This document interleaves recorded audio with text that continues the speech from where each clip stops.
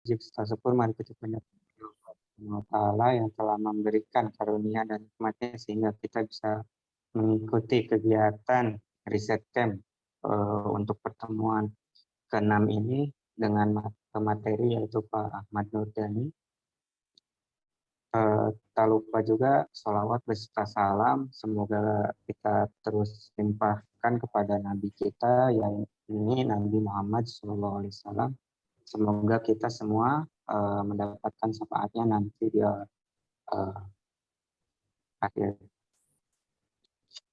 Ya, mungkin sebelumnya saya izin memperkenalkan kita di sini adalah memasuki pertemuan ke-6 terkait dengan acara bidang Research and Development HMPMPB.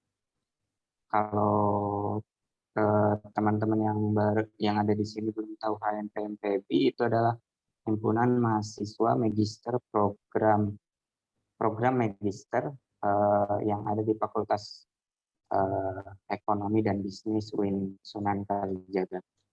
Nah, untuk pertemuan ke-6 ini yaitu kita nanti akan dimoderatori oleh saudari Mbak Novita.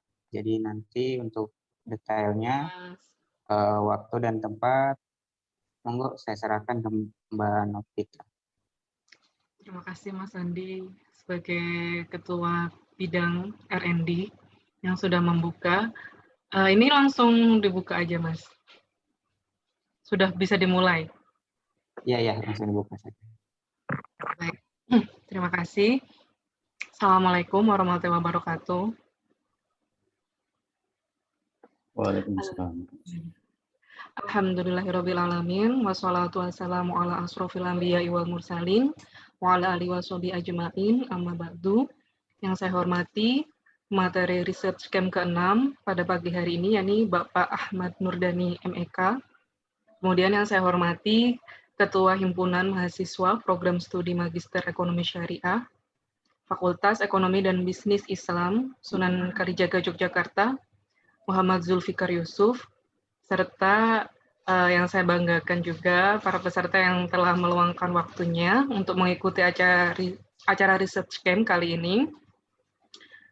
Tadi sudah dikenalkan, saya Novita Dulestari, moderator dalam research camp ke-6 pada pagi hari ini, yang akan memandu acara pertama dari rangkaian acara research camp dan juga development research. Jadi pada research camp kali ini, pada pagi hari ini, temanya yakni teknik mencari lokasi jurnal untuk submit artikel, yang akan dibawakan oleh salah satu dosen terbaik yang dimiliki oleh Fakultas Ekonomi dan Bisnis Islam, UIN Sunan Kalijaga, Yogyakarta, yakni Bapak Ahmad Nurdani, MEK. Berikut saya bacakan kurikulum vitae-nya. Saya share screen.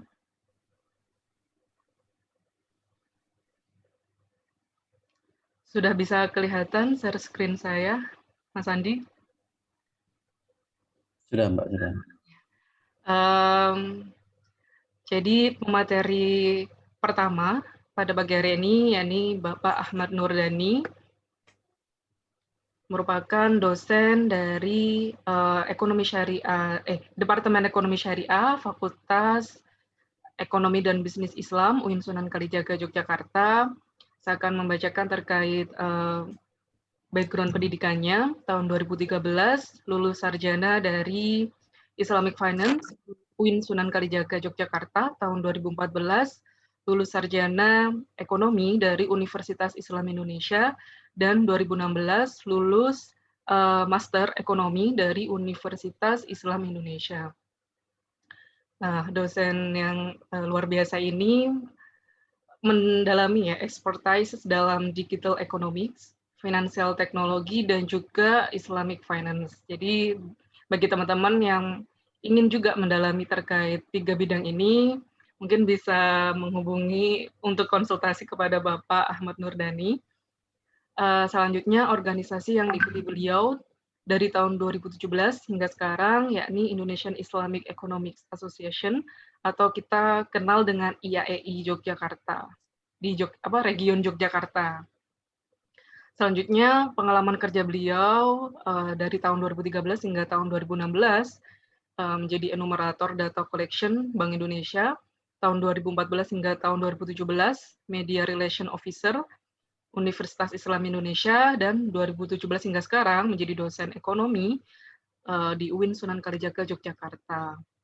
Berikut ini saya tampilkan beberapa publikasi yang dimiliki Bapak.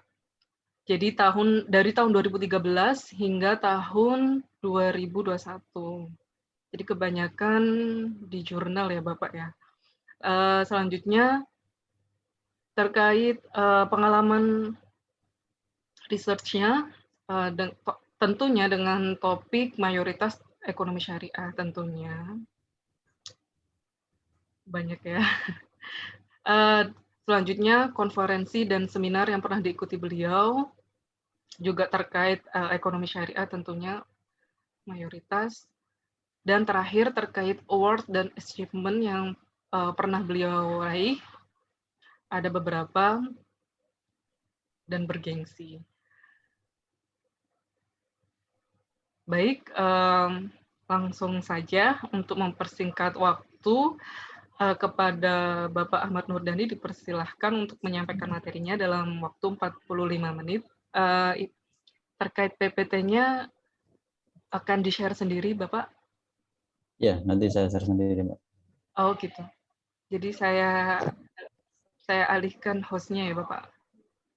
Ya, atau di multiple screen juga bisa. Nanti saya bisa tetap, hostnya tetap dari situ. Nanti di bagian share itu dipencet multiple screen. Oh, multiple participant ini ya, Pak ya? Iya, multiple participant, Mbak. Nah, sudah Bapak. Saya sudah klik. Oke. Ya.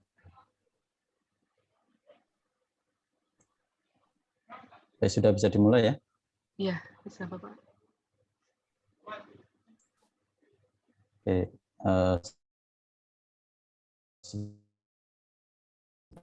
Kalau pas share screen, tapi ini semoga tidak error ya. Nanti kalau error nanti mungkin saya akan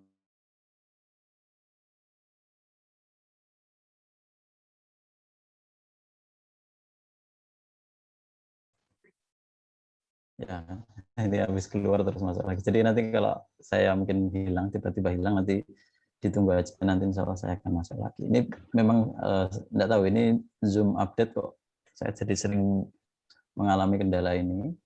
Ketika share screen itu langsung tiba-tiba error gitu ya. Ini semoga sudah tidak ya. Sudah bisa Bapak. Saya, oke.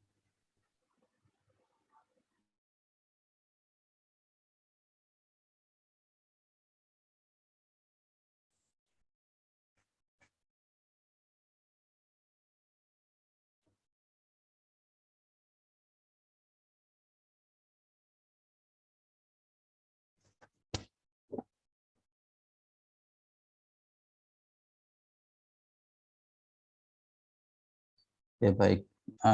Assalamualaikum warahmatullahi wabarakatuh. Waalaikumsalam warahmatullahi wabarakatuh. Alhamdulillahirabbil alamin. Wa bihi nasta'inu ala umuri dunya waddin wa ala alihi wa sahbihi ajmain. Amma ba'du. Adik-adik mahasiswa semuanya yang saya cintai dan saya banggakan. Ya, ini adalah adik-adik mahasiswa dari Magister Ekonomi Syariah ya, MES. FEB UIN Sunan Kalijaga, Yogyakarta, di mana pagi hari Sabtu-Sabtu yang biasanya digunakan untuk rebahan ya, enak sekali kan, apalagi cuacanya agak mendukung gitu, misalnya di sana mendung-mendung, harus mandi misalnya, atau ini saya kira juga banyak yang belum mandi pasti ya, atau mbaknya juga tadi MC juga mungkin belum mandi, enggak apa-apa, itu oke gitu ya. Saya sering begini kalau kuliah itu, I don't care whether you udah mandi atau belum gitu. Yang penting kalau pas kuliah itu ya didengerin gitu. Cuman kayak gitu. Jadi saya juga tahu bahwa misalnya kalau di online itu mungkin mbaknya yang MC Mbak Novita ini atasnya pakai jilbab gitu ya, tapi bawahnya mungkin pakai celana pendek, bisa jadi. Atau Mas Andi itu juga tadi misalnya atasnya pakai bagus gitu kan, bawahnya pakai sarung, itu oke, enggak apa-apa. Karena kan memang bukan apa namanya, bukan ke arah sana. Tapi dan itu memang kayak menjadi habit gitu ya. Kuliah online itu memang sering-seringnya begitu, dan saya tahu ya, maksudnya yang penting kan enggak terus kelihatan ya, yang penting enggak terus kelihatan gitu ya. Dan kayaknya ini mahasiswa S2 FEB ini rata-rata belum menginjakkan kakinya di kampus kayaknya ya. Kayaknya lo ya ini ya. Iya, Pak. Dari Iya. sudah kuliah mungkin 2 tahun atau 1 tahun gitu, bahkan kampusnya aja belum pernah lihat gitu ya.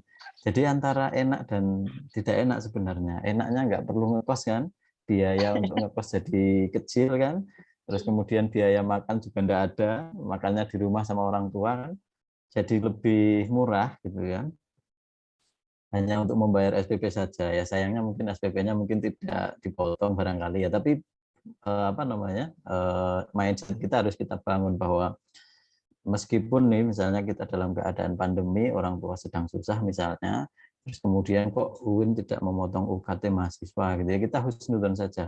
Dengan tidak memotong mahasiswa UKT saja, itu biaya kuliah kita di S2 itu juga mungkin menjadi lebih murah karena tidak perlu kos, tidak perlu makan, tidak perlu biaya perjalanan dan lain sebagainya, karena kuliahnya bisa dari rumah kan begitu. Cuman feel-nya agak kurang dapat gitu ya kalau menurut saya. Karena interaksi sosial, interaksi langsung dengan dosen begitu di kelas, ya walaupun mungkin di kelas juga sebenarnya orang gatek juga atau ngantuk-ngantuk misalnya ya, tapi ada sense sendiri dibandingkan dengan kalau misalnya kita kuliah itu online begitu ya. Online itu kan kayak ngajar kayak di depan laptop aja. Jadi semacam feel-nya itu kayak kurang dapat gitu. Kalau menurut saya ya, tapi mungkin mahasiswa juga sama aja. Kalau disuruh milih sebenarnya ya kita milih kuliah offline ya. Cuman keadaannya begini, apalagi dengan adanya kemarin sudah agak surut begitu, tapi datang gelombang 2 di Delta varian itu kemudian terus wah, kacau semua ya. Terus kemudian rencananya Juli kemarin kita sudah akan offline ke dunia pendidikan, tapi dengan adanya kasus ini ya sudah batal lagi. 1 semester ke depan sudah tidak mungkin offline ini kan. Tidak tahu untuk semester berikutnya. Atau mungkin jangan-jangan sampai Anda lulus juga tidak pernah offline juga ya. Nanti sampai Anda lulus itu bahkan wisudanya saja online. Waduh. Tahu-tahu udah dapat ijazah, tapi ya enggak apa-apa. Nanti tetap ada prosesnya begitu ya, tetap ada proses. Nah, pagi hari ini saya cukup antusias begitu ya, karena meskipun sedikit, tapi saya kira malah lebih intens dibandingkan dengan ketika pesertanya banyak begitu, dan mungkin malah kurang intens begitu. Kalau sedikit begini nanti mungkin kita bisa sambil ngobrol dan lain sebagainya. Bahkan mungkin juga nanti Anda bisa menyampaikan kira-kira kendalanya kalau sedang mencari jurnal itu apa gitu ya. Karena mungkin di Magister Ekonomi Syariah sekarang sudah mewajibkan mahasiswa untuk minimal publikasi artikel gitu ya, minimal untuk tesis. Nah, kalau tidak ya mungkin tulisan-tulisan yang lain. Nah, pada kesempatan kali ini sebenarnya saya akan men-share atau membagikan sebuah tips mudah bagaimana cara mencari publikasi artikel. Jadi harus dibedakan ya teman-teman. Yang pertama itu ada namanya artikel, yang kedua ada namanya jurnal. Orang Indonesia itu kadang kebalik-balik gitu ya. Harusnya dia bilang artikel, tapi dia bilang jurnal. Contoh gini, kamu mau publish jurnal di mana gitu ya. Itu biasa tanya gitu ya, atau jurnal ini kamu publish di mana? Seharusnya bukan begitu pertanyaannya. Kamu artikelmu ini publishnya di jurnal mana gitu ya. Jadi beda ya. Yang pertama ini artikel dan yang kedua jurnal. Kalau artikel itu ya tulisan kita. Artikel itu tulisan kita yang memuat ada introduction, ada literatur review, ada metode penelitian, ada hasil, ada diskusi, ada kesimpulan, ada abstrak, dan lain sebagainya. Itu namanya artikel. Tapi kalau misalnya artikel itu kemudian kita publikasi di suatu jurnal, nah baru itu namanya jurnal. Nah, orang Indonesia itu sering kebalik-balik. Dia mengatakan bahwa jurnalmu itu dipublish di mana. Ini kan jadi bingung. Kalau kita bicara dengan orang asing itu akan jadi bingung. Maksudnya gimana kok jurnal dipublikasi di mana? Ya saya dipublikasi di jurnal. Ya, apa yang dipublikasi? Yang dipublikasi adalah artikel itu gitu. Nah, sebenarnya publikasi tidak hanya di jurnal saja. Ada beberapa, misalnya salah satunya adalah proceeding. Misalnya proceeding itu kayak gini misalnya. You misalnya datang di sebuah conference, ikut di sebuah conference, baik itu offline atau online. Nanti dari conference itu biasanya mereka menyediakan sebuah proceeding. Nah, proceeding ini beda dengan jurnal. Kalau proceeding ini dia tentatif. Misalnya conference-nya di tahun ini, ya sudah proceeding-nya tahun ini. Tahun depan ada proceeding lagi. Tapi kalau jurnal, dia modelnya adalah terbit berkala. Berkala itu artinya bisa tiap tahun sekali, bisa tiap tahun 2 kali, bisa tiap tahun 3 kali, tergantung. Jadi tergantung jurnalnya itu dia memastikan atau memilih publikasi artikel itu setiap apa gitu. Kalau rata-rata jurnal di Indonesia itu setahun 2 kali. Edisinya adalah edisi Maret misalnya dengan September, atau Juli dengan Desember gitu. Jadi setiap tahun itu ada 2 kali publikasi. Maka kalau kita sering mendengar ya, ada jurnal namanya begini misalnya, Journal of Islamic Finance misalnya, Islamic Finance. Nah, terus kalau Anda mungkin sering menulis jurnal kan pasti menulis citasi ya. Nah, citasi itu kan biasanya di sini nama ya, nama, terus artikelnya, terus kemudian jurnalnya gitu ya. Nah, setelah itu kemudian ada namanya volume 5 misalnya, terus kemudian numbernya number 2 misalnya gitu. Tahunnya 2021. Nah, bacanya begini, volume 5 ini sama dengan tahun. Numbernya ini edisi. Jadi kayak gini misalnya. Berarti jurnal itu sudah terbit sejak tahun, kalau misalnya ini terbitannya adalah tiap tahun gitu ya, itu sudah 5 tahun sebelumnya ini. Berarti 2021 itu volume 5, 2020 itu volume 4, 2023 itu volume 3, 2019 volume 3, ke belakang begitu ya. Sampai berarti ini terbit pertama kali di 2016 gitu. Terbit pertama kali di 2016. Nah, nanti setiap edisi itu nomornya berubah. Misalnya 2016 edisi 1, nanti jadinya volume 1, number 1 tahun 2016 gitu. Kalau tulisannya begini, nanti Anda bisa lihat saya mau publikasi itu di jurnal mana. Kalau volumenya baru volume 1, numbernya baru number 1, tahunnya misalnya 2020, berarti dia belum pernah publikasi sama sekali sebelum ini gitu ya. Jadi artikel yang akan dipublish itu adalah artikel pertama kali. Nah, nanti berikutnya kalau di edisi kedua, nah number ini nanti bisa sampai misalnya nih setahun 12 kali misalnya. Dia bisa terbit sebulan sekali. Berarti ini di sini bisa volume 1, number 1, number 2, number 3, number 4 sampai number 12 gitu. Kalau cuma 2 berarti numbernya itu cuma 2, volume 1, number 1, 2016, volume 1, nomor 2, 2016. Sudah, nanti 2017 ganti. Volumenya sudah bukan volume 1 lagi, tapi jadi volume 2, nanti tahunnya 2018, edisinya number 1, 2, 3, sampai edisinya itu berapa. Nah, gitu. Jadi, semakin besar angka volume di sini, itu berarti jurnal itu semakin tua. Misalnya nih, volumenya sudah sampai volume 35 berarti ya. Kalau volume 35 itu berarti dia terbit 35 tahun yang lalu gitu. Kalau terbit 35 tahun yang lalu itu kan sangat tua sekali ya jurnalnya. Jurnal kok bisa terbit sampai eksis gitu ya dari 35 tahun yang lalu itu sangat luar biasa. Karena kalau di Indonesia, misalnya kita bicara jurnal yang ada di Indonesia itu kebanyakan rata-rata mulai aktif itu di setelah 2000. Setelah 2000 itu baru mulai banyak jurnal. Kalau di luar negeri mungkin sudah banyak ya.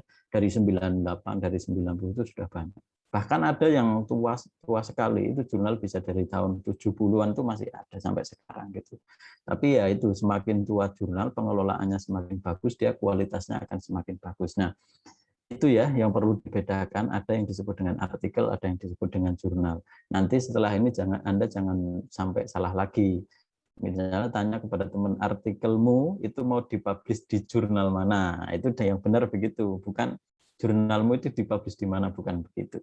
Nah, jadi itu ya. Jadi kalau yang dipublikasi itu artikel, tempatnya publikasi itu namanya jurnal. Nah, kenapa kita bicara seperti itu? Karena ini terkait dengan perankingan ya. Ini saya ambil datanya ini dari Sinta ya. kita punya indeksasi namanya Sinta. Anda mungkin beberapa akan kenal dengan itu. Sinta itu adalah salah satu indeks yang digunakan oleh Kemenristek Dikti untuk melakukan ranking setiap perguruan tinggi itu terkait dengan publikasi ilmiahnya. Kita UIN Sunan Kalijaga jauh dari ini ya. Jauh dari ini. Peringkat UIN Sunan Kalijaga itu kalau di Sinta itu sangat, mohon maaf, sangat kurang sekali karena memang publikasi mahasiswa juga belum banyak.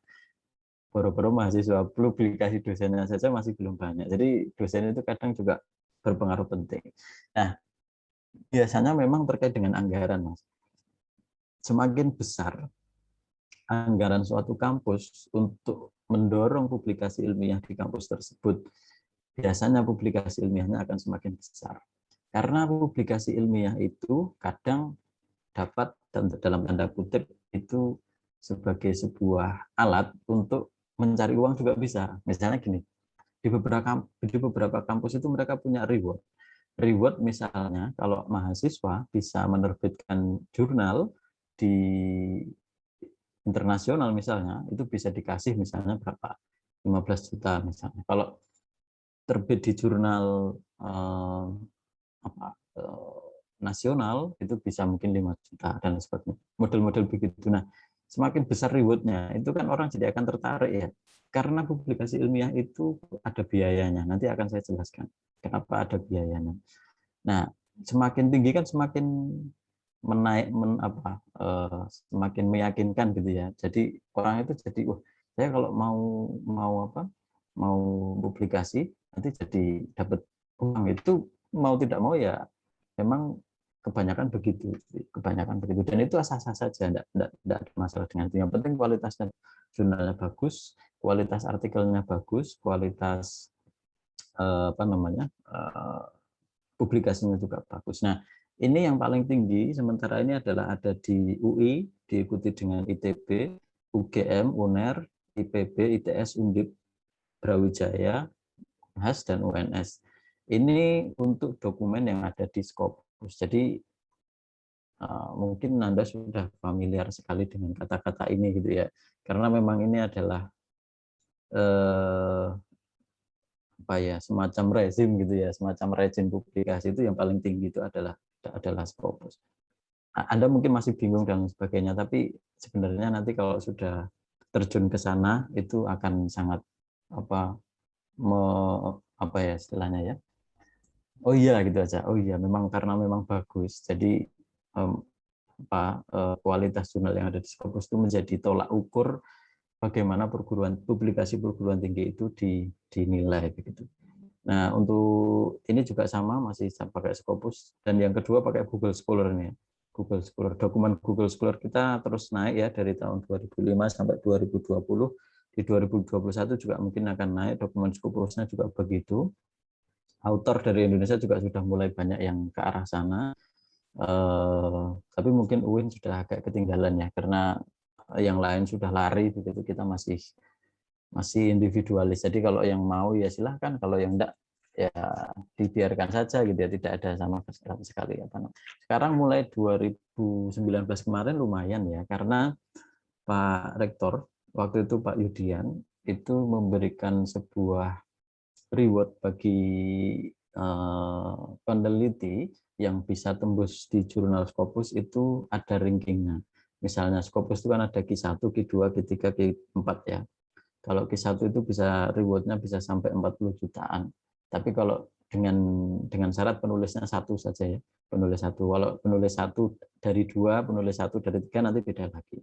Di jurnal Q2 itu rewardnya bisa sampai 30, di jurnal Q3 itu bisa sampai 15, di jurnal Q4 itu kalau tidak salah bisa sampai 5 juta. Jadi itu sih semacam pengakuan dan juga saya apresiasi begitu. Dan belum banyak juga yang mengajukan karena memang untuk tembus ke sana itu sangat sulit sekali. Kalau mahasiswa S2 mungkin bisa tembus ke sana, tapi langkahnya akan sangat luar biasa berat gitu, karena dosennya saja masih susah gitu ya untuk tembus ke sana. Nah, kalau kita bicara berikutnya, ini adalah bicara terkait dengan indeksasi jurnal. Apa itu indeksasi jurnal? Jadi gini, kalau kita mau nyari sesuatu itu nyarinya di mana? Di Google kan. Nah, Google itu dia mencari informasi di semua website itu agar mudah ditemukan. Nah, sebuah website ketika dia mudah ditemukan oleh Google, maka kemungkinan akan dikunjungi orang itu akan banyak. Kalau kemungkinan dikunjungi orang banyak, misalnya let's say dia adalah jualan begitu ya. Ketika kita searching misalnya jual kacamata atau beli kacamata di kota Anda masing-masing gitu. Kita punya website misalnya. Nah, semakin mudah website itu diindeks oleh Google, maka orang akan semakin mudah menemukan website kita. Kalau orang semakin mudah menemukan website kita, maka pengunjungnya akan banyak. Kalau pengunjungnya akan banyak, mungkin pembeliannya juga akan banyak. Pembeliannya akan banyak, mungkin pemasukan kita akan banyak. Nah, jurnal itu juga begitu.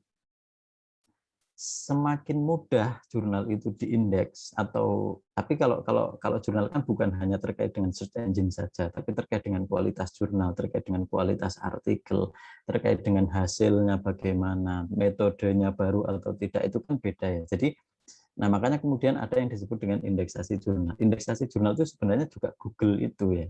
Ketika kita mencari, itu kemudian ada di sana. Nah, kalau sudah ada di sana, itu gampang ditemukan orang. Kalau gampang ditemukan orang, tulisan kita itu gampang dirujuk. Nah, kalau gampang dirujuk, itu maka impact faktor dari tulisan kita itu akan tinggi gitu ya. Impact faktor itu paling gampang diukur dari apa? Ya dari citasi. Misalnya gini, saya nulis misalnya tahun 2013.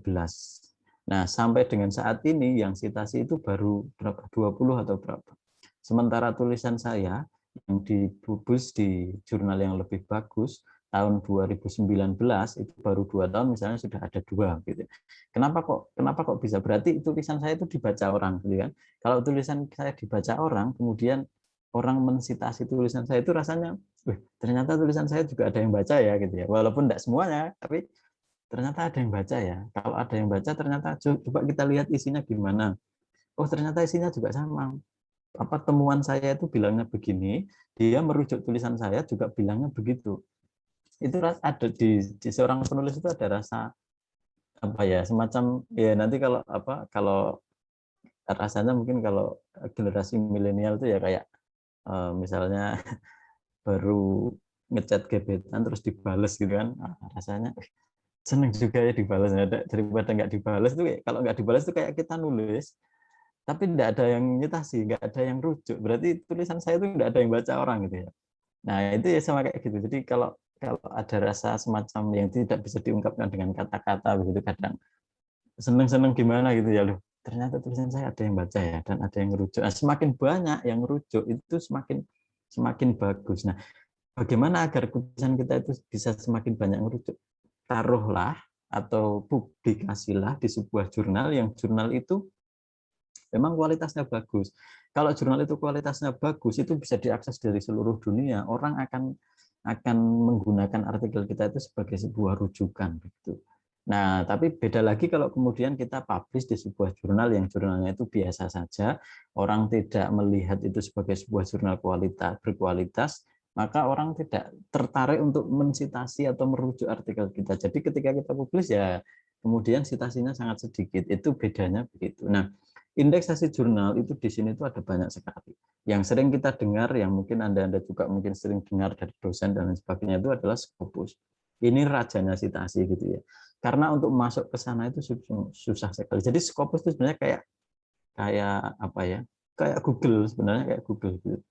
Cuman yang bisa masuk ke sana itu tidak semua jurnal bisa masuk ke sana. Tidak semua publikasi bisa masuk ke sana. Jadi harus banyak sekali penilaian sehingga kalau masuk ke sana itu jadi di Indonesia jurnal ekonomi yang terindeks Scopus itu setahu saya baru 2. Buletin Ekonomi Moneter dan Perbankan BMEB miliknya Bank Indonesia sama Gajah Mada International Journal of Business Gamma IJB ya. Itu baru 2 setahu saya yang ekonomi ya. Kalau yang lain kan mungkin kalau akuntansi dan sebagainya mungkin bisa ada, tapi kalau yang ekonomi setahu saya itu. Ekonomi Islam belum ada setahu saya. Ekonomi Islam yang dari Indonesia, publishernya Indonesia, terindeks Scopus itu belum ada. Nah, ada juga yang lain yang mungkin terkait dengan indeksasi, itu ada namanya WOS. WOS itu adalah Web of Science. Sebenarnya ini gurita bisnis, nanti kalau saya mau ceritakan. Ada juga namanya ProQuest, ada EBSCOhost, PubMed sama Medline, ini dia khusus untuk jurnal-jurnal medicine atau jurnal-jurnal dalam bidang kesehatan. Ada kemudian DOAJ, ada kemudian DOAJ itu Directory Open Access Journal. RIPEC itu sama saja. Nah, kalau di Indonesia kita punya SINTA, kita punya Garuda. SINTA ini ya Science and Technology Index atau apa, saya lupa kepanjangannya, tapi ini miliknya Kemenristek-Dikti dan ini yang dipakai untuk meranking perguruan tinggi dan autornya. Kemudian ada Garuda. Garuda ini singkatannya adalah Garba Rujukan Digital. Jadi semua jurnal rata-rata bisa diindekskan di Garuda ini. Ada juga yang lembaga independen namanya Neliti, yang kita tahu paling banyak adalah Google Scholars, kemudian ada Microsoft Academic, ada Morahref, ada Crossref, ada Dimension, dan lain sebagainya. Mereka punya teknik citasi yang berbeda, mereka punya teknik indeksasi yang berbeda-beda. Contohnya misalnya yang berbasis search engine. Kalau berbasis search engine itu tidak ada kualifikasi tertentu. Semua jurnal itu bisa masuk ke sini. Namanya Google Scholars dan Microsoft Academic. Maka semua jurnal, kita bicara jurnal ya, bukan artikel ya. Nanti jangan sampai bingung ya. Semua jurnal itu hampir akan terindeks oleh Google Scholar kalau kita mengajukan, kalau kita mau mengklaim itu adalah jurnal kita. Kemudian Microsoft Academic juga begitu, karena mereka basisnya adalah search engine. Jadi tinggal kayak mesin pencari aja, tanpa ada kualifikasi tertentu bisa masuk ke sini itu dengan cara bagaimana, dengan apa kualitasnya bagaimana dan sebagainya. Kalau General Index itu ada DOAJ sama Crossref juga sama Neliti. Crossref ini miliknya, kalau Anda sering baca jurnal terus ada namanya DOI ya. DOI itu adalah Digital Object Identifier. Itu biasanya nanti berisi angka-angka, itu General Index. DOAJ juga begitu. Kalau yang quality assure, jadi kualitasnya harus bagus, itu basisnya adalah dari kualitas itu ada PubMed sama Medline. Basisnya citasi itu adalah Scopus sama WOS. Semakin banyak citasi itu berarti impact factor tadi. Ketika tulisan kita disitasi oleh banyak orang, berarti tulisan kita itu punya impact yang banyak terhadap dunia riset itu, dunia perartikelan itu gitu ya. Karena riset kita itu di searching atau disitasi oleh banyak orang. Yang contoh yang tulisan yang disitasi banyak orang itu misalnya gini. Anda kalau di ekonomi kan paling mungkin sudah paham dengan teknik metode penelitian dengan misalnya ARDL, Autoregressive Distributed Lag misalnya, atau ECM, Error Correction Model. Nah, orang yang pertama kali menemukan itu akan dirujuk oleh banyak sekali orang karena mereka banyak yang menggunakan metode penelitian itu, metode analisis itu. Nah, itu yang bisa dalam waktu yang cepat, dalam jangka panjang itu citasinya bisa menjadi sangat besar sekali. Nah, kalau regional index, ini regionalnya Indonesia, kita punya SINTA dari Kemenristek-Dikti, Garuda ini juga sama Kemenristek-Dikti. Nah, untuk UIN atau untuk PTKIN itu ada Morahref. Mora itu Ministry of Regional Affairs, jadi punyanya Kementerian Agama ya, Kementerian Agama reference. Nah, barangkali itu ya. Nah, ini adalah tingkatan daripada jurnal yang kita yang ada di Indonesia begitu ya. Tingkatannya itu sebenarnya ada dua, jurnal internasional atau jurnal nasional. Tapi masing-masing juga punya tingkatan. Internasional itu ada yang bereputasi, ada yang tidak bereputasi. Nasional itu ada yang terakreditasi, ada yang tidak terakreditasi. Apa bedanya? Misalnya begini, kita bicara internasional yang bereputasi, katakanlah saja adalah Scopus, baik itu Q1, Q2, Q3, sampai Q4, sama Web of Science. Sama juga PubMed sama Medline tadi. Itu kalau jurnal sudah terindeks di sana, terindeks itu berarti masuk dan bisa dicari di indeksasi itu berarti dia kualitasnya bagus, internasional bereputasi gitu ya. Nah, ini kalau kemudian Anda jadi dosen misalnya, ya saya doakan semoga semuanya ya, karena kalau S2 kan arahnya kan akan ke sana ya, akan ke sana.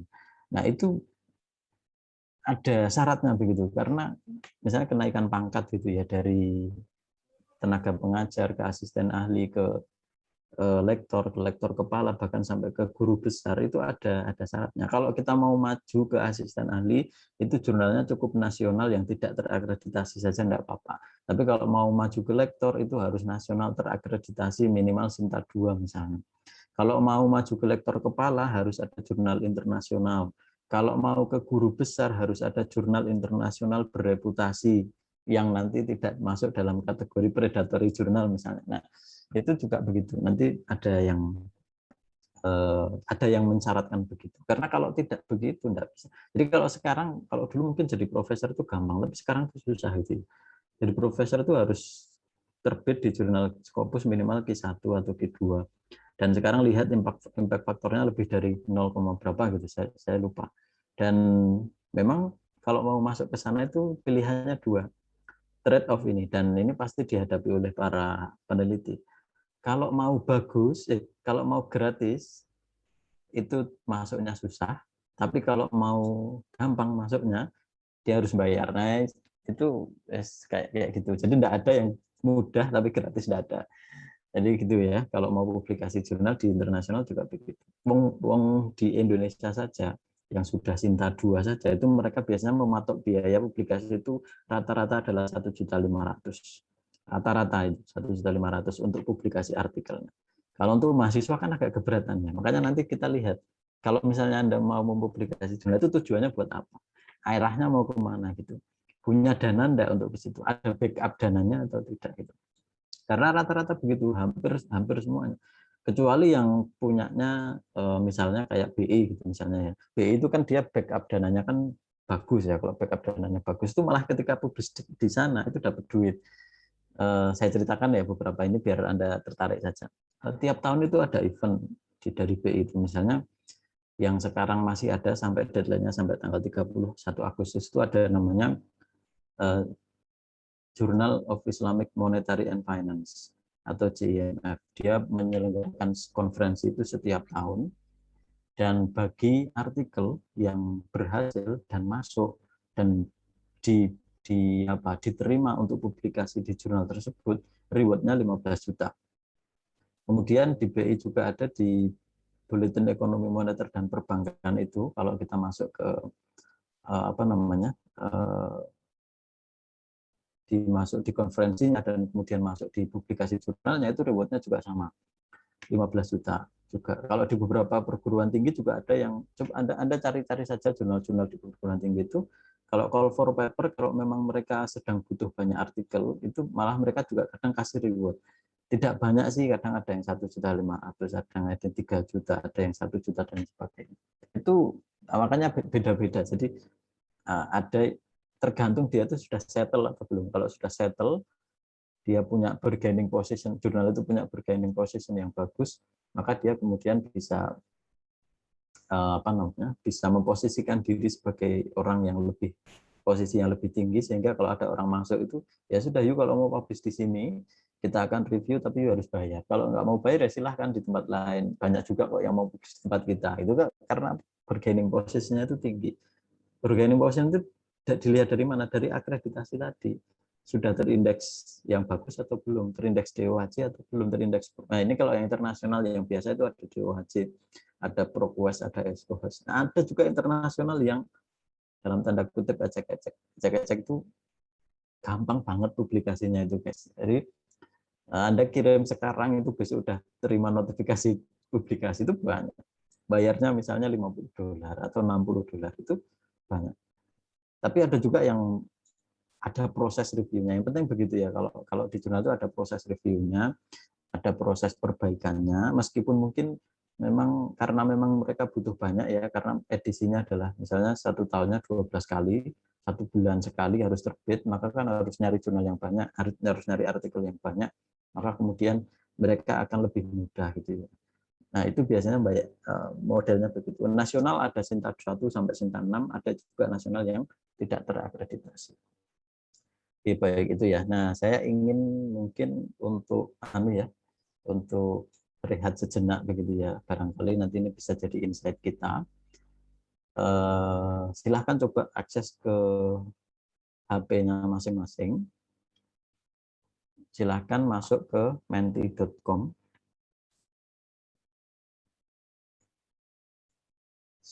Sebentar ya. Saya langsung ini aja. Langsung ke sini saja.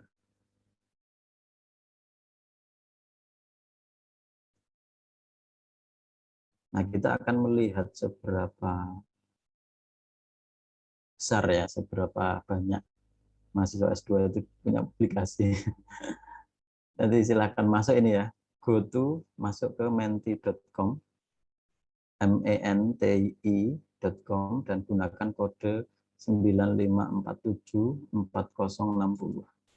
Pakai HP bisa, pakai laptop bisa, aksesnya sangat mudah sekali itu.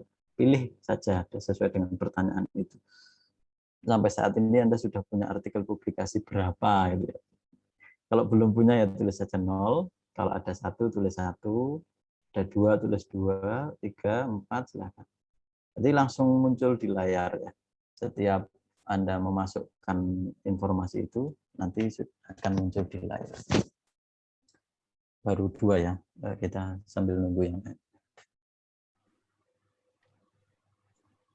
Ini artikel ke arah jurnal ya, Bapak? Oh iya, artikel jurnal yang sudah pernah dipublikasi ya, bukan artikel kayak oh boleh lah kalau mau yang non jurnal nggak apa-apa. Misalnya artikel populer gitu ya, artikel populer tuh kayak misalnya opini atau tulisan-tulisan populer boleh juga, boleh di sini nggak apa-apa ya. Tidak melulu harus artikel jurnal ya, boleh. Silahkan teman-teman peserta yang merasa. Gampang sekali itu ngisinya. Nanti masuk saja ke menti.com, MENTI, dan gunakan kode 95474060. Ada yang lebih dari 4, luar biasa. Tanya ini ya, nanti saya akan tanya di mana itu ya publikasinya. Oh, ada yang 2. Urut ini nanti 1, 2, 3.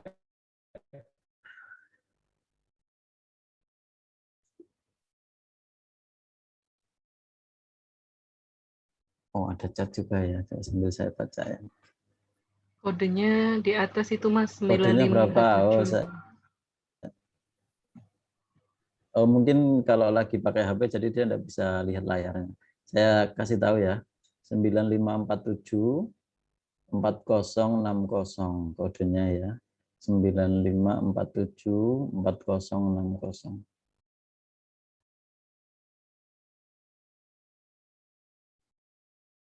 Oke, ada satunya, sudah 2.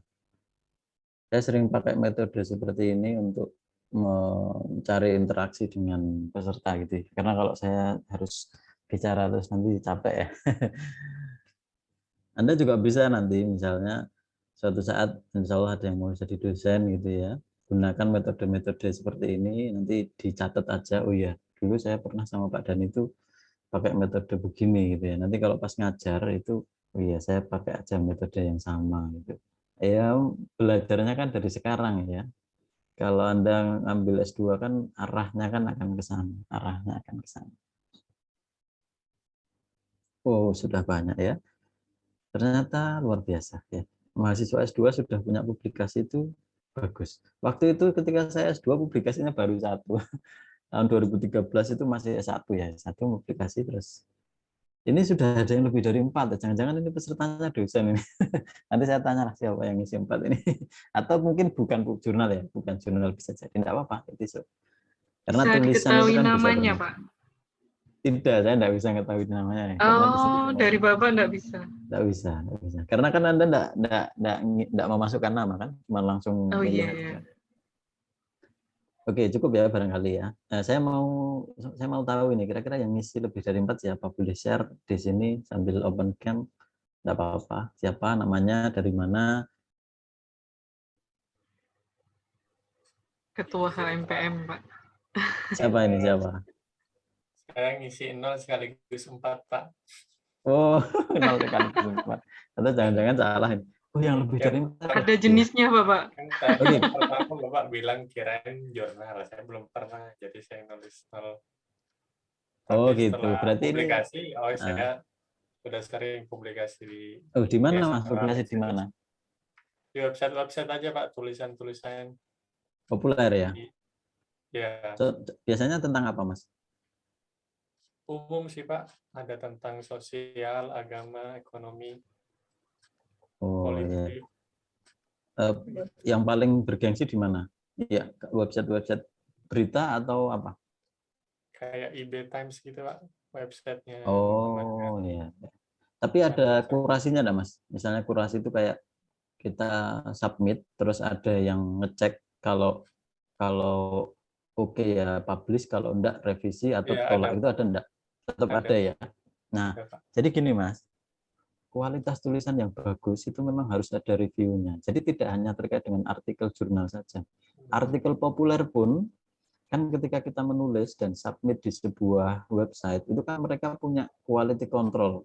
Salah satunya misalnya, oh ini artikelnya bagus, oh ini kurang ini, oh ini jelek, langsung tolak aja. Nah, jurnal juga begitu. Kalau jurnal itu ada quality controlnya, berarti jurnalnya bagus. Kalau jurnalnya tidak ada quality controlnya, setiap masuk langsung publish, bahkan tanpa review, tanpa ngasih tahu bahwa ini kurangnya apa, langsung tiba-tiba publish, berarti kualitas jurnal itu kurang bagus. Nah, itu sama. Jadi nanti kalau Anda misalnya suatu saat cobalah, jadi menulis populer itu kalau Anda sudah lebih dari 4, berarti kan gaya penulisannya sudah dapat ya. Coba beralih ke jurnal, karena nanti nih kalau saya kasih saran ya, Anda sudah lulus misalnya dan mau ngelamar jadi dosen, itu biasanya akan ditanyain selain artikel populer itu punya publikasi ilmiah atau tidak gitu. Enggak harus menunggu punya skripsi dulu, enggak.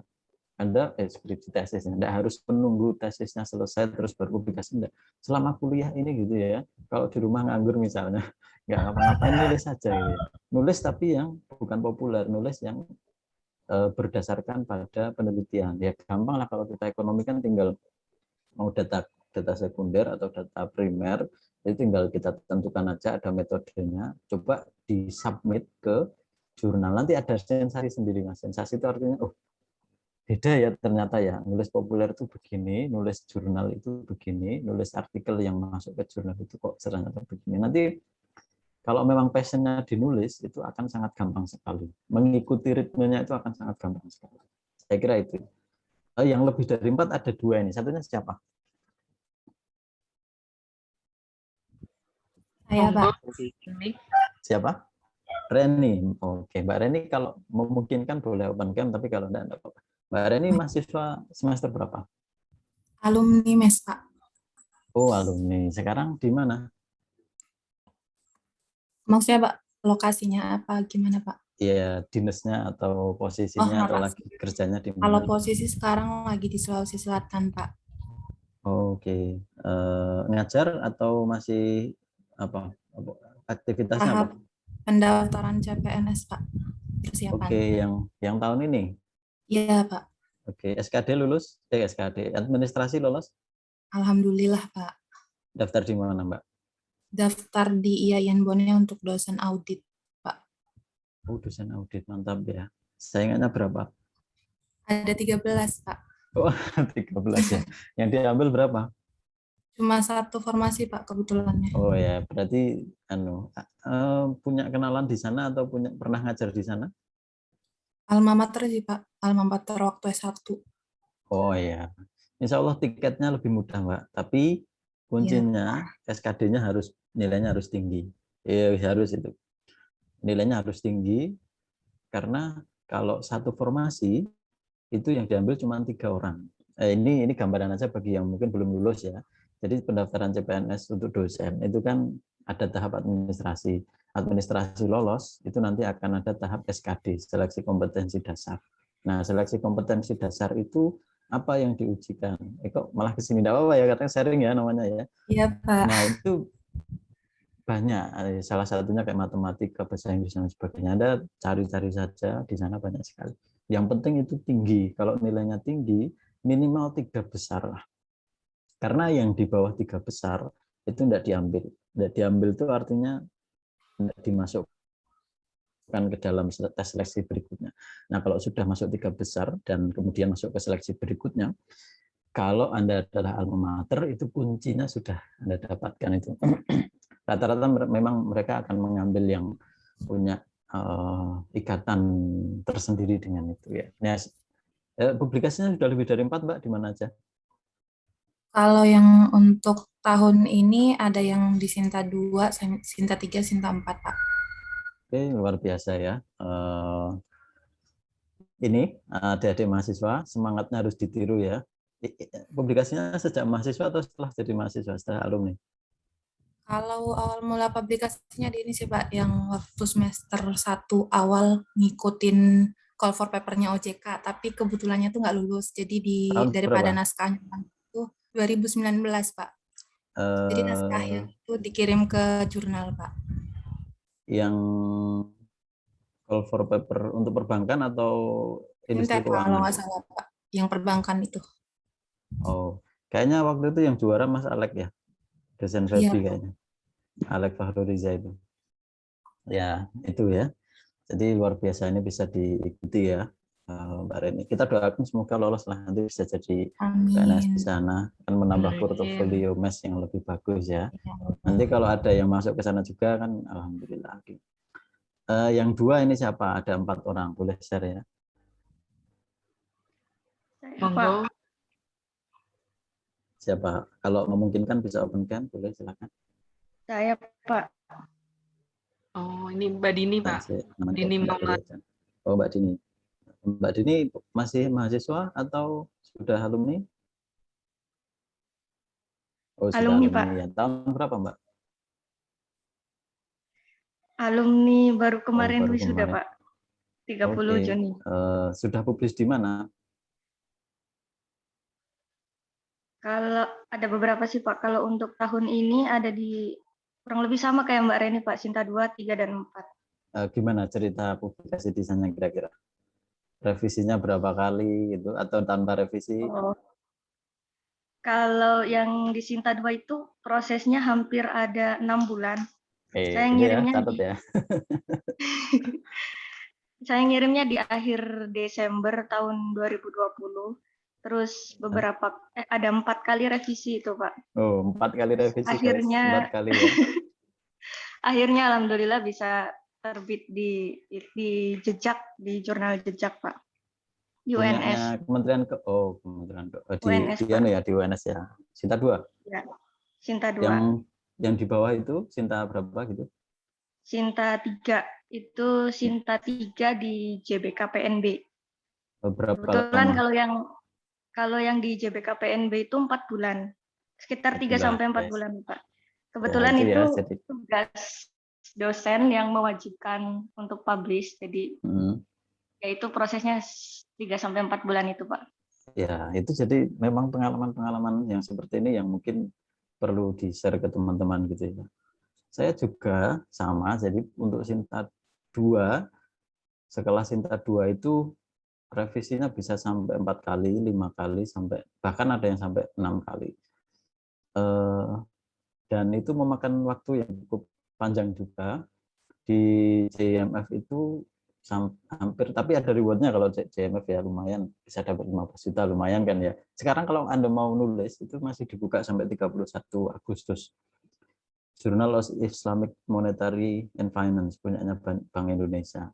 Masih dibuka sampai 31 Agustus. Nanti ada call for paper-nya, ada ininya juga. Itu rewardnya lumayan besar. Jadi ada sensasi sendiri, selain bisa publis, bisa dapat uang kan lumayan. Nah, prosesnya memang begitu. Nah, ini baru Sinta loh ya guys. Baru Sinta 1, Sinta 2. Kalau kita mau ke arah publikasi internasional yang dalam tanda kutip Scopus tadi, lebih berat lagi. Saya saja, saya kasih tahu nih, nulis itu bukan berarti langsung semuanya diterima. Saya itu kalau nulis, yang diterima dengan yang ditolak itu lebih banyak yang ditolak. targetnya misalnya Scopus Q1 atau Q2 gitu ya, sudah submit ke sana. Cuman kalau di sana tuh kan enak ya, kalau di Scopus itu. Kalau ditolak itu 1 minggu itu sudah dapat jawaban. Jadi nggak di PHP lama-lama gitu loh. Ya udah kalau ditolak, tolak aja. Makanya langsung ketemu, langsung ada jawabannya. Ditolak, langsung keluar, 1 minggu berikutnya cari lagi kan. Tolak lagi ya gitu. Terus akhirnya dari Q3 targetnya itu publisnya sampai ke S3. S3 itu berarti Sinta 3. Turunnya kan luar biasa banyak ya. Tapi tidak apa-apa karena itu mereka kayak lika-liku perjalanan penulisan artikel itu memang begitu. Nah, kuncinya sebenarnya satu, harus punya artikel dulu. Kalau tidak punya artikel, kita bayangannya mau kemana aja ya. Buat dulu artikel 1. Nanti Anda akan punya gambaran kira-kira mau dipublish di mana gitu. Ya itu ya. Oh, ada 4, ini siapa lagi yang 2 yang punya artikel 2 gitu. Yang lain mungkin. Karena ini untuk yang 2 ini ada 4 orang ya. Ada lagi? Boleh share kalau ada.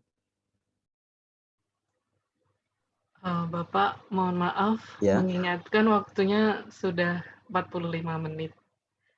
Jadi Oke, kita ya. melanjutkan ke tanya jawab saja Bapak untuk. Boleh, silakan. Ya. Baik. Nah, enggak apa-apa. Sambil gini nanti sambil ada tanya jawab ya. Silakan. Terima kasih kepada Bapak Ahmad Nurdani yang telah menyampaikan materinya. Kita melanjutkan ke sesi tanya jawab. Bagi teman-teman peserta yang ingin menanyakan lebih lanjut terkait tema pada pagi hari ini, dipersilahkan terkait materi, terkait jurnal, terkait artikel yang mungkin ingin dicurhatkan. Ini sudah ada pertanyaan yang tertera di chat. Assalamualaikum, saya bacakan ya Bapak. Assalamualaikum warahmatullahi wabarakatuh. Mau bertanya, dalam membaca jurnal, cara atau teknik seperti apa yang kita gunakan agar kita dapat mengambil poin penting dari sebuah jurnal? Itu pertanyaan pertama. Cara atau teknik mencari poin dalam suatu jurnal. Yang kedua, cara mensitasi yang baik itu seperti apa ya Bapak? Dan apa yang bisa disitasi? Lalu yang ketiga, bagaimana menentukan jurnal itu predator atau tidak? Jadi ada 3 pertanyaan, Bapak. Oke, baik. Saya langsung komen saja ya. Yang pertama, dalam membaca jurnal, membaca artikel maksudnya ya, membaca artikel agar kita dapat mengambil poinnya. Baca abstraknya dulu, Mas. Karena misalnya gini, Anda sedang mencari sebuah artikel untuk dijadikan sebagai rujukan, di mana tulisan Anda adalah tentang asymmetric information gitu, atau asymmetric analysis gitu, yang modelnya pakai misalnya model-model analisis yang lain gitu ya. Nah, itu dibaca dulu, dicari dulu, kemudian dibaca abstraknya. Kalau kira-kira abstraknya itu masuk, berarti jurnalnya baru di-download. Kalau enggak masuk, lewat aja. Oh, ini bukan yang saya cari, ini bukan yang saya cari. Abstraknya baca, terus masuk, download. Nah, nanti setiap gini, kalau mau nulis artikel itu minimal, citasinya itu minimal 30. Itu yang disitasi ya.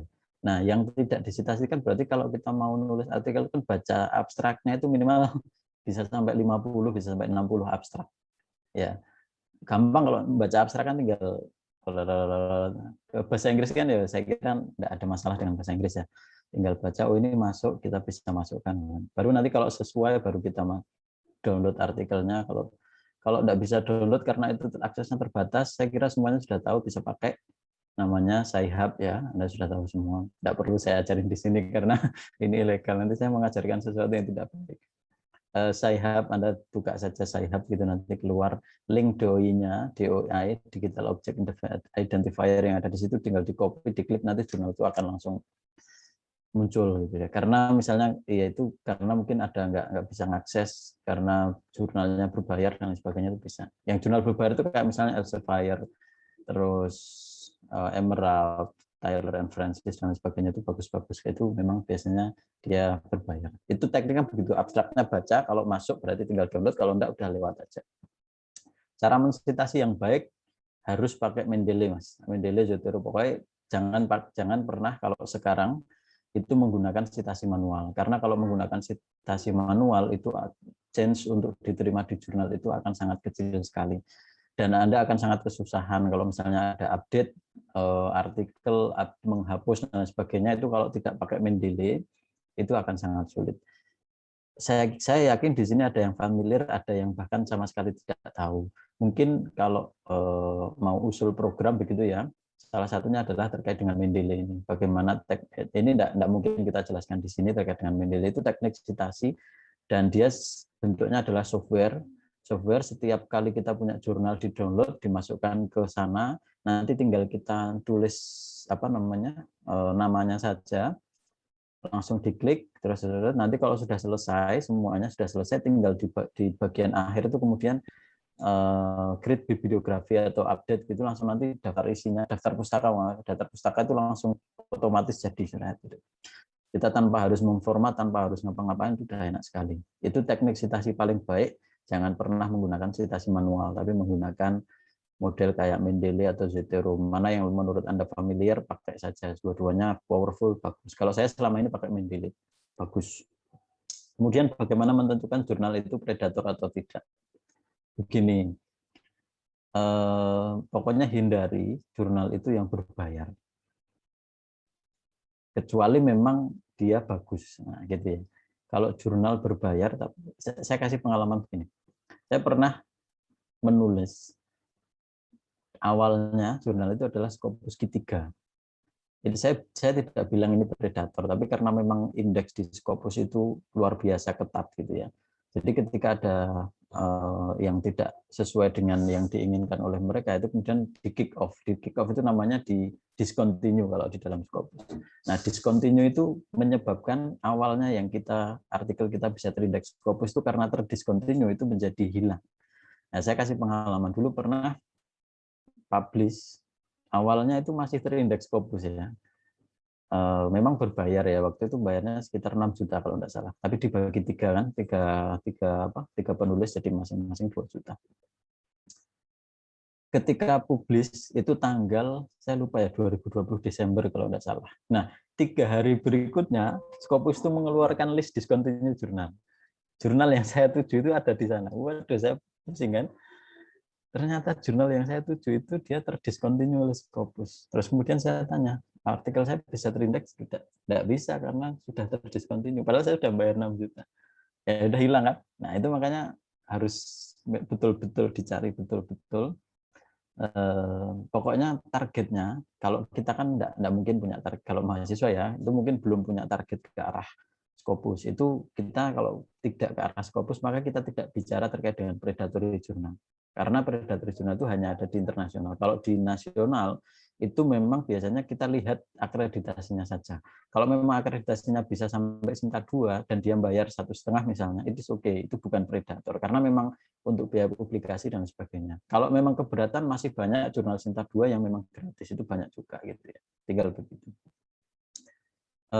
Langsung saja ya, untuk berikutnya Mas Latif ini. Saya ingin bertanya jurnal dengan data IFLS, saya kira sangat menarik, tetapi update datanya baru 5 ya. Tahun 5 itu tahun 2016 ya Mas ya, kalau nggak salah. Atau 2014 ya. Apakah itu bisa digunakan sebagai data penelitian? Bisa Mas, karena memang itu kelemahan ya, kelemahan. Data IFLS itu kan data yang rigid, bagus, cuman memang nggak update ya. Kalau nggak salah terakhir 2014 atau 2016 di IFLS 5 itu. Yang 6 kan belum keluar ya. Itu masih tetap bisa digunakan. Cuman mungkin untuk jurnal-jurnal yang nasional mungkin di bawah Sinta 2 itu masih bisa. Tapi kalau Sinta 1 kayaknya mungkin agak susah. Apalagi Scopus mereka mungkin tidak menerima gitu ya. Kecuali misalnya Anda tidak menyampaikan bahwa data ini diambil tahun sekian gitu ya. Data aja disampaikan datanya IFLS Indonesian Family Life Survey itu update-nya terbaru tahun sekian, itu enggak apa-apa. Banyak kok juga kok yang jurnal Scopus yang pakai IFLS. Oke ya. sebagai data tesis juga bisa. Bisa Mas, bisa. Tergantung pembimbingnya kalau itu, tergantung pembimbingnya. Kalau pembimbingnya Bu Narti lagi ya bisa. Kalau pembimbingnya Bu Narti lagi ya pasti bisa. Biasanya kalau tesis diminta untuk kalau bisa mengextend dari skripsi yang sebelumnya itu bagus. Oke, biar tidak miss, mungkin pertanyaannya sementara ini saya akan melanjutkan sedikit lagi. Sampai jam berapa, Pak? 9.30?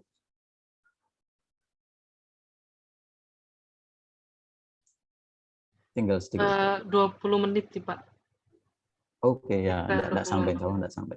Iya. Oke, ini karena sebenarnya ini yang penting ya. Kalau tadi kan hanya pembukaan. Ini saya singkat aja. Baik, Bapak. Nah, sekarang kita baru bicara terkait dengan tips mencari jurnal itu bagaimana gitu. Nah, ini caranya. Yang penting kita lihat dulu kualitas artikel kita itu ada di mana gitu ya. Kita harus jujur menilai diri sendiri, kualitas artikel itu bagus atau tidak. Kalau kualitas artikel bagus itu lihat dari mana. Ya, parah banget atau enggak artikelnya. Parah itu dari mana? Misalnya dari bahasa. Dari metode penelitiannya itu aja. Kalau di ekonomi ya, kalau cuma pakai regresi berganda, multiple linear regression itu kualitasnya sudah buruk gitu ya. Kualitasnya buruk kalau hanya multiple linear regression itu buruk gitu. Tapi tidak parah banget. Nah, kalau parah banget itu misalnya cuma pakai uji beda, cuma pakai apa itu sangat sederhana sekali kalau di ekonomi. Padahal banyak sekali metode yang bisa digunakan yang lebih intens ya. Kalau sekarang yang paling hit adalah namanya DSGE, Dynamic Stochastic General Equilibrium. Bahkan mungkin Anda baru dengar ini ya. Itu sedang hit, sedang dipakai karena model ekonometrik itu sekarang modelnya yang sedang dicari itu adalah model dinamis. Model dinamis itu dia mengikuti perkembangan gitu ya. Apalagi kalau modelnya kemudian jadi stokastik. Makanya ini bagus sekali, dynamic stochastic. Saya aja belum bisa ya. Saya nyari caranya di YouTube itu sama sekali tidak ada. Mau kursus di mana tidak ada yang tahu. Ya sudah, tapi akhirnya tapi saya baca-baca jurnal itu juga bingung juga ini caranya gimana. Tapi bagus metodenya. Di dunia internasional itu sedang hit gitu, dynamic itu. Terus kualitasnya bagaimana? Buruk, sedang, baik, luar biasa, mantap, atau jos. Nah, itu tergantung. Kalau kualitasnya sudah jos itu berarti, wah ini bisa Scopus. Kalau kualitasnya mantap, itu bisa Sinta 2. Kalau kualitasnya baik, itu Sinta 3 lah. Kualitasnya sedang, ya Sinta 4 itu bisa masuk. Gitu ya. Nah, itu lihat dulu kualitas artikel. Nah, terus kemudian lihat tujuannya mau apa. Ini sebagai tugas dosen. Nah, oke, kalau mau sebagai tugas dosen, dosen harus mengarahkan oke, harus Sinta 2 atau Sinta 3 atau Sinta 3. Enggak, bebas, yang penting publikasi aja. Ya udah, cari aja jurnal yang gampang dalam tanda kutip, enggak usah susah-susah karena memang tujuannya untuk itu, buat apa lagi kan gitu. Atau untuk gaya-gayaan ya. Gaya-gayaan tuh, saya kan mahasiswa S2, saya kan mau jadi dosen, mau enggak mau kan saya juga harus punya publikasi dan sebagainya. Atau mau yang penting publish. Atau mau tuntutan kerja, kenaikan pangkat, atau yang paling bagus ini biar manfaat. Nah, itu silakan pilih jurnal itu berdasarkan dari tujuan publikasi ini. Kemudian baru step 3 pilih publishernya. Publishernya itu disesuaikan dengan tujuan tadi. Nah, proses publikasinya nanti kita lihat ada yang quick submit. Di submit langsung terbit, yang penting bayar ada. Ada yang perlu revisi sekali langsung terbit ada. Ada yang minor revisinya, ada yang major revisinya sampai 4 kali sampai 5 kali. Ada yang accepted, ada yang bahkan langsung ditolak. Belum dilihat langsung ditolak. Sering begitu ya. Belum dilihat langsung ditolak karena memang mungkin tidak sesuai dengan skopnya. Nah, kita lihat kualitas artikelnya ini standar saja, dilihat dari bahasanya. Plagiarisme yang paling penting jangan lebih dari 20% untuk jurnal internasional. Jangan lebih dari 20%. Harus turun kurang dari 20%. Kalau bisa malah di angka kurang dari 10 itu bagus. Bahasa ya, bahasa Inggris harus bagus. Kalau Anda tidak punya kualitas bahasa Inggris yang bagus, jangan dipaksakan. Pakai saja model proofread. Proofread itu kita sudah translate, tapi translate kita kemudian di-proof. Di-proof itu dibuktikan dengan apakah ini sesuai dengan itu. Memang rata-rata berbayar ya. Beragam, ada yang dimulai dari 500.000 sampai 5 juta juga ada, tergantung. Tapi ini kebutuhannya mau publish di mana. Kalau mau publish di jurnal Indonesia barangkali proofread yang 500.000 cukup. Tapi kalau publish di jurnal Scopus, proofread-nya mungkin di angka 4 juta dan sebagainya. research gap-nya harus ada, kebaruannya harus ada, metode penelitiannya harus bagus, literatur review-nya juga harus banyak. Mungkin di 10 tahun terakhir ya, terbaru, diskusi hasilnya bagaimana. Tidak boleh underclaim, tidak boleh overclaim. Underclaim itu misalnya, penelitian ini itu adalah skalanya adalah Indonesia, tapi kita bicara klaimnya adalah Jogja, berarti kan underclaim, karena kita bisa memastikan bahwa ini bisa diaplikasikan di Indonesia. Overclaim juga tidak boleh. Penelitian kita itu ada di Indonesia. Kita tidak boleh mengatakan bahwa ini bisa diterapkan di seluruh dunia. Tidak bisa. Itu maknanya overclaim. Maka itu sama sekali tidak boleh. Nah, untuk apa namanya? Untuk bagaimana mensalurkannya ya ini tinggal ini banyak ya. Yang ini ada introduction, harus ada motivasinya gimana, objektifnya, tujuannya jelas. Ini mungkin nanti akan saya share ya. Nggak terlalu. Nah, ini yang penting adalah pilih publishernya. Kualitas, mau pilih kualitas atau kecepatan. Kalau mau pilih kualitas ya lihat indexingnya bagaimana, ranking jurnalnya bagaimana, impact faktornya berapa, reputasi dari jurnal itu bagus atau tidak, editorial board-nya itu siapa aja, average time untuk proses itu bagaimana. Semakin lama itu biasanya semakin bagus ya. Tapi kalau memang ditolak langsung gitu ya, seminggu ketika ditolak langsung, itu bagus sekali kalau ada jurnal begitu. Payment charge-nya berapa? Itu bisa disesuaikan, kita sanggup atau enggak. Kalau nyari yang gratis juga banyak. Emerald, Elsevier, Taylor and Francis itu hampir semuanya gratis di sana. Cuman masuknya memang susah. Kalau mau mencari yang cepat, tergantung. Yang penting ada indexingnya, minimal Google Scholar, minimal DOAJ, minimal Garuda, minimal Sinta. Kalau jurnal itu sudah terindeks di 4 itu aman pokoknya. Untuk apa namanya? Untuk publikasi itu aman. Yang penting open access juga, karena kalau tidak open access maka jurnal kita akan sulit dicari orang. ISSN sudah ada atau belum, citasinya bagaimana, jurnal itu citasi banyak orang atau tidak, waktu reviewnya berapa lama, cakupan jurnal spesifik atau lebar. Jangan mencari jurnal yang kayak misalnya International Journal of Multidisciplinary Research. Nah, kalau sudah jurnal kok multidisiplin itu semuanya masuk, ekonomi masuk, sosial masuk, politik masuk, itu pasti kualitasnya kurang bagus. Langsung saja International Journal of Labor Economic misalnya, berarti tentang tenaga kerja. International Journal of Macroeconomic Financial Technology, udah langsung jelas gitu. Economic and Business itu udah jelas, berarti skopnya itu jelas. Payment charge-nya berapa, biayanya berapa. Oke, terakhir ini ya, saya ingin main tebak-tebakan ini. Kira-kira Anda familiar dengan ini atau enggak? Lambang pertama yang di kiri atas itu kira-kira apa? Ada yang tahu? Scopus. Elsevier. Ya? Elsevier. Ya, lambang pertama ini adalah Elsevier ya. Ini adalah lambangnya Elsevier. Kalau Anda sudah familiar dengan ini, saya yakin berarti Anda sering baca jurnal-jurnal bagus. Tapi kalau tidak familiar dengan ini, berarti jurnal Anda mungkin Sinta 1, Sinta 2, atau Google Scholar. Betul ya. Lambang pertama adalah Elsevier. Yang kedua, samping kanannya. Ada yang tahu? Kalau ada yang tahu boleh silakan langsung apa? Unmute saja ya, karena saya tidak bisa melihat. Springer, betul. Nah, ini adalah jurnal Springer. Berikutnya, samping kanannya. Emerald, betul ya. Samping kanannya lagi.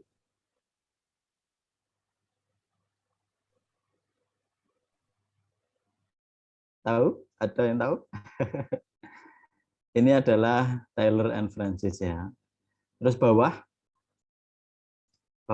bagian kiri ada yang tahu? Nggak tahu ya. Ini adalah Routledge. Routledge itu punyanya Taylor and Francis juga. Sampingnya lagi, sampingnya Routledge, lambangnya S itu ya. Ada yang tahu? Betul ya. Itu adalah Sage Publishing. Yang sampingnya lagi ada gambar dunia itu. Ada yang tahu? Ini adalah Inner Science Publishing. Terakhir ini harusnya tahu ini. Ini punyanya, ada yang nggak tahu ya. Ini adalah punyanya Thomson and Reuters. Nah, saya kasih tahu bahwa indeksasi tadi itu sebenarnya juga bisnis. Karena apa? Scopus itu punyanya Elsevier. Terus Web of Science itu punyanya Thomson and Reuters. Jadi Mendeley itu juga punyanya Elsevier. Jadi memang mereka bisnis juga ya. Itu saya kira ya. Slide ini saya dapatkan dari slideku. Saya kasih ya. Saya kasih apa? Biar tidak ilegal ya. Karena memang ini tinggal ngopi saja ya. Oke, ini ada satu pertanyaan terakhir. Assalamualaikum Bapak. Waalaikumsalam. Siapa ini?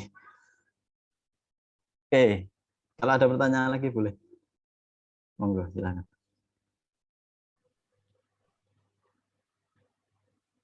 Silahkan Mbak atas nama Pau. Satu. Ini Assalamualaikum saja pertanyaannya masih mengetik kayaknya. Atau mau open mic? Mau open mic juga boleh, silakan.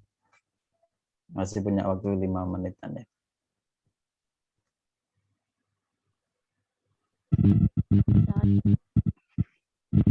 Oh ini beda orang Bapak. Oh beda ya. Silakan. Menunggu mungkin mengetik. Silakan Mbak Iklima. Assalamualaikum warahmatullahi wabarakatuh. Waalaikumsalam. Waalaikumsalam warahmatullahi wabarakatuh. Mohon maaf masih kamera. Sebelumnya terima kasih kepada Bu Moderator dan Bapak Materi yang sangat luar biasa menyampaikan materi pada pagi hari ini. Izinkan saya bertanya, apakah Bapak pernah memiliki pengalaman seperti halnya tadi yang sudah publish artikelnya dan ternyata di discontinue. Nah, itu terkait artikelnya apakah Bapak masih kirim ke jurnal yang lain atau diperbaiki atau bagaimana itu apakah masih bisa diperjuangkan gitu Pak ke jurnal yang lain maksudnya seperti itu sih. Oh iya. Nggak bisa Pak, karena itu sudah publish ya. Sudah publish, kita nggak bisa narik artikelnya lagi. Ya resiko ya namanya di dunia tapi ini pengalaman yang luar biasa. Jadi di masa depan mungkin saya jadi belajar bahwa mencari jurnal kalau terkait dengan Scopus ya, kalau di Sitas di indeks yang lain yang Indonesia yang maksudnya memang hanya Sinta 1 Sinta 2 itu enggak ada masalah dengan itu. Tapi mungkin suatu saat Anda akan ke arah sana, jadi makanya saya kasih tahu begitu. Memang harus betul-betul selektif sekali. Saya kasih tahu gambarannya. Jadi sebenarnya pilihannya itu waktu itu ada 2 jurnal. Jurnal yang pertama itu sama-sama sekitar 5 jutaan 6 jutaan untuk membayar untuk apa namanya? Untuk membayar itu. Karena target saya sebenarnya bukan jurnal yang berkualitas, tapi targetnya adalah ID Scopus.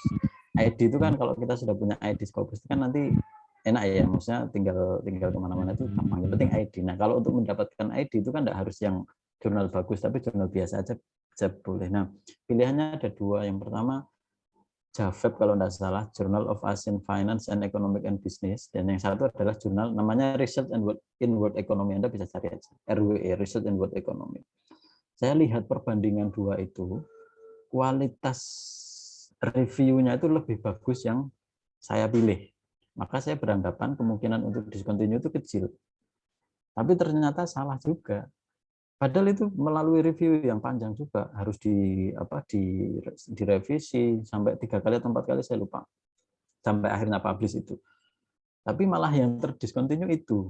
Nah, sementara yang tadi, yang satu jurnal tadi yang ada langsung quick submit tadi, cuman bayar sekian, revisinya cuman sekali langsung publish, namanya JAVEB. Sekarang saya enggak tahu.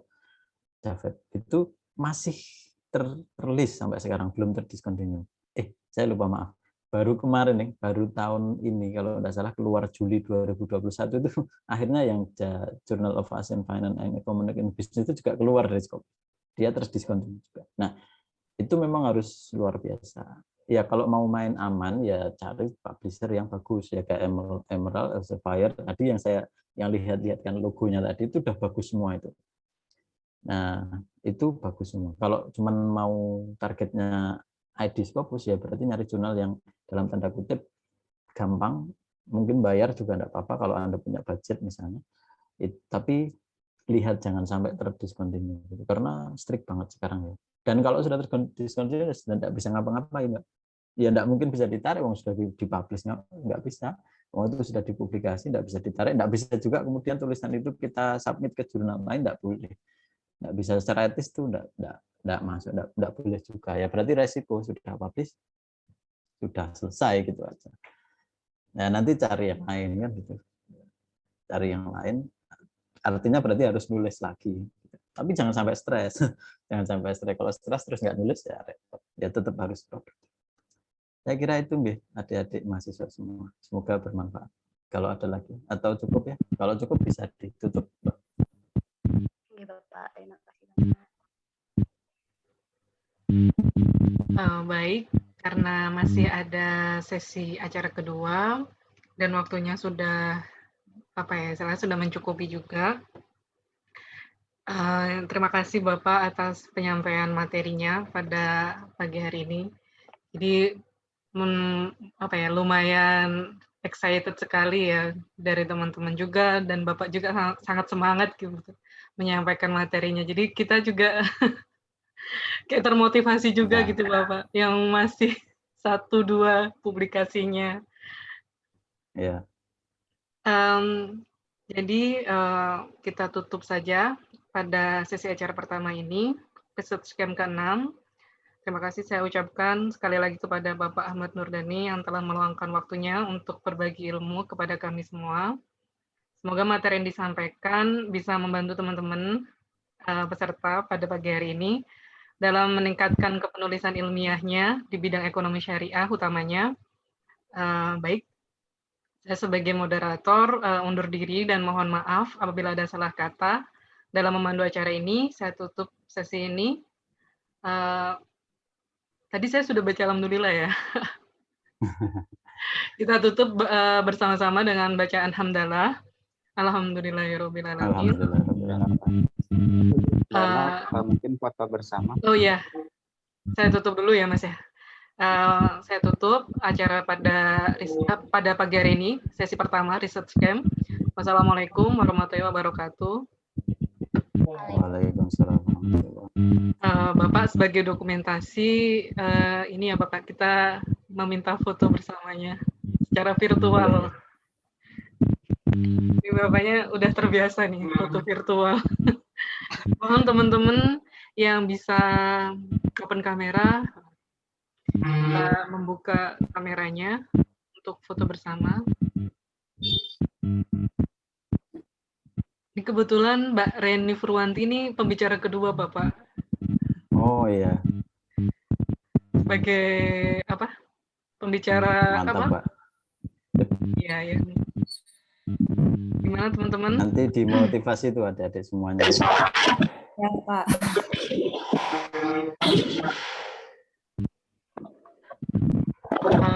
Mungkin ini ya yang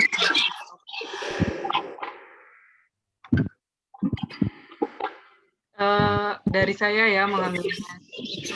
Ada GBB itu pagi gimana Mas Andi?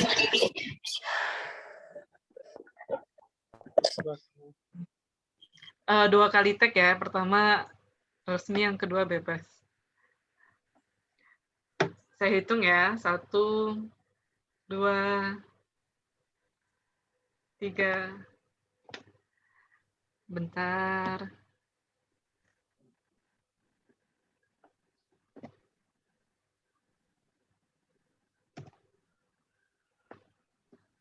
Yang kedua gaya bebas, jadi teman-teman bisa mengekspresikan gayanya.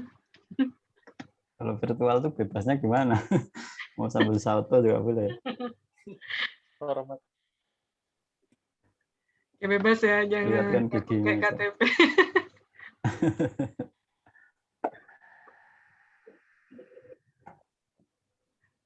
Saya hitung ya, 1, 2, 3.